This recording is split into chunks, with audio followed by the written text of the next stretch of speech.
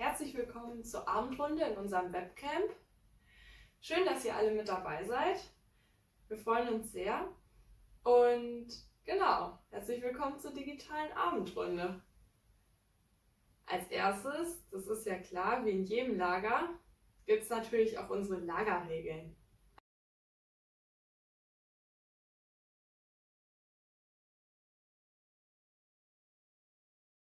Wir halten auch die Nachtruhe ein. Deshalb fangen wir jetzt schnell mit der Abendrunde mal an, denn wir wollen ja keinen wecken. Ja. Endlich wieder Zeltlager. Ja, so richtig im Zeltlager sind wir ja nicht. Wir sind zu Hause, haben vielleicht die Kluft an. Draußen ist ja jetzt auch schon schön kalt. Wir haben vielleicht ein Zelt aufgebaut, haben ein Taschenmesser und vielleicht auch unser altes Lagerheft noch da. Wir sind im Zeltlager. Endlich wieder. Wir sind zwar zu Hause, ja, aber sind wir deshalb alleine? Nee. Auch wenn wir nicht Schlafsack an Schlafsack liegen, wir können abends miteinander telefonieren, wir können zur gleichen Zeit dieselben Workshops machen, dazu erfahrt ihr aber morgen erst mehr. Oder wir haben auch mal unsere Eltern im Zeltlager mit dabei. Auch eine richtig schöne neue Erfahrung. Vielleicht freut man sich dann umso mehr aufs nächste Sommerlager. Und wie es sich für eine ordentliche Lagerabendrunde gehört, haben wir natürlich noch eine kleine Geschichte für euch mitgebracht. Und die gibt es jetzt am Lagerfeuer. Muss mal eben eine Taschenlampe holen. Jetzt kann ich das hier gar nicht richtig lesen. Ist blöd, wenn jetzt keiner da ist, der mir die halten kann. Aber es geht auch so. Nick und Nele in den Wolken. Ein langweiliger Tag neigte sich schon dem Ende zu. Am frühen Morgen versteckte sich die Sonne direkt hinter einer dicken Wolkendecke und kam bis zum Abend nicht mehr dahinter hervor. Hab ich dir schon mal gesagt, dass ich den Herbst überhaupt nicht leiden kann, beschwerte sich Nele bei ihrem Zwillingsbruder Nick. Geht mir aber auch so. Der Sommer ist richtig cool, da ist es schön warm, die Sonne scheint und man kann die ganze Zeit draußen spielen. Nick sah durch das Fenster nach draußen und seufzte. Wenn wir bloß was Tolles unternehmen könnten. In dem Moment streckte Mama ein letztes Mal den Kopf durch die Tür ins Zimmer. Seid ihr fertig fürs Bett? So, es ist schon nach 8 Uhr. So langsam ist aber Schlafenszeit. Nick seufzte ein zweites Mal und kletterte am Stockbett nach oben. Schlaft gut, ihr beiden. Mama pustete ihren beiden Kindern einen Luftkuss zu, knipste das Licht aus und schloss die Tür hinter sich. Nele grinste in der Dunkelheit vor sich hin. Du, Nick, sagte sie, warum besuchen wir nicht einfach mal einen Ort, an dem das Wetter viel besser ist? Sie hüpfte leise aus dem unteren Bett und schaltete das Licht wieder an. Nick griff sich verschlafen in die Augen. Dann holte sie ein großes Weltraumlexikon aus dem Regal und blätterte durch die Seiten, bis sie schließlich ihren Zeigefinger auf ein Foto drückte. Titan, sagte sie. Nick runzelte schlaftrunken das Gesicht und legte seine Stirn in Falten. Was? Weißt du denn gar nichts? Fragte Nele ihren Bruder und verdrehte die Augen. Titan ist ein Mond, der seine Bahn um den Planeten Saturn zieht. Ich habe vor ein paar Tagen gelesen, dass es dort Meere geben soll und am Meer scheint immer die Sonne. Nick grinste wieder.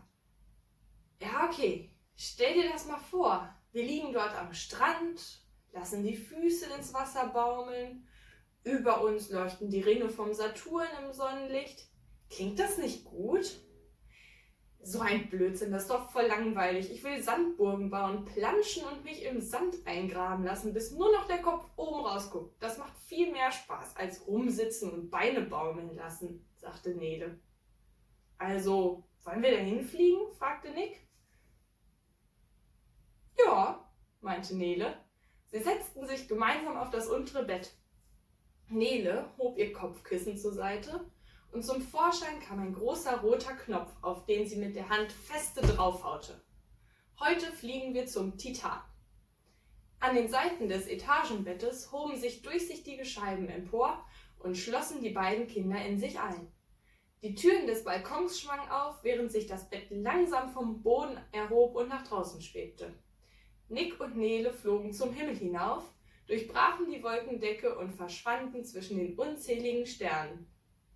Mit unglaublicher Geschwindigkeit rasten die Zwillinge in ihrem fliegenden Bett durch das All. Es ging vorbei an großen Planeten, kleinen Asteroiden, bis schließlich der Saturn in Sichtweite kam und immer schneller größer zu werden schien. »Guck mal«, sagte Nele, »das ist der Titan. Wir werden in ein paar Minuten landen.« Tatsächlich kam das fliegende Etagenbett dem Schatten, der sich bald als Mond zu erkennen gab, immer näher, drang in dessen Atmosphäre ein und landete schließlich am Ufer eines Meeres. Die schützenden Glasscheiben verschwanden und die beiden Kinder stiegen aus. »Ein Strand! Oh, ein Strand!« rief Nele begeistert und sah zum Himmel hinauf. »Oh, und da sind auch die Saturnringe. Das ist so cool!« In dem Moment wurde es dunkel und laut über dem Meer. Der Saturn verschwand hinter einem riesigen... »Was ist das für ein Ding?« wollte Nick wissen. »Sieht aus wie ein Raumschiff«, rief Nele ihm zu.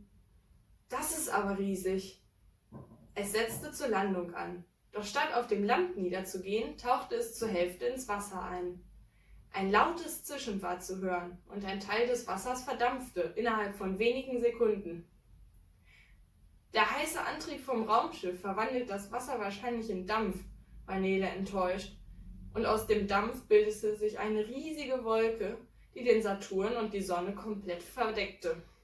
Oh, schon wieder schlechtes Wetter, war Nick enttäuscht. Das ist ja fast schlimmer als zu Hause. Das Raumschiff öffnete sich. Aber was kam hinaus? Das war der erste Teil unserer Geschichte. Wir haben uns natürlich überlegt, wie können wir es am besten noch spannend machen. Deswegen, was kommt wohl aus dem Raumschiff raus? Überlegt euch mal was und spinnt die Geschichte ein kleines bisschen weiter. Ihr könnt gerne eure Ideen an uns schicken und wir werden dann die coolsten Geschichtsenden veröffentlichen. Die Geschichte findet ihr auch bis dahin auf unserer Homepage und bei uns auf Instagram und bei Facebook. So, und jetzt würde ich sagen, singen wir noch ein. Wer hat sich was gewünscht? Oder wer hat einen Liedwunsch? Ich spiele einfach mal an und ihr guckt in der Playlist, zu welchem Lied das passt.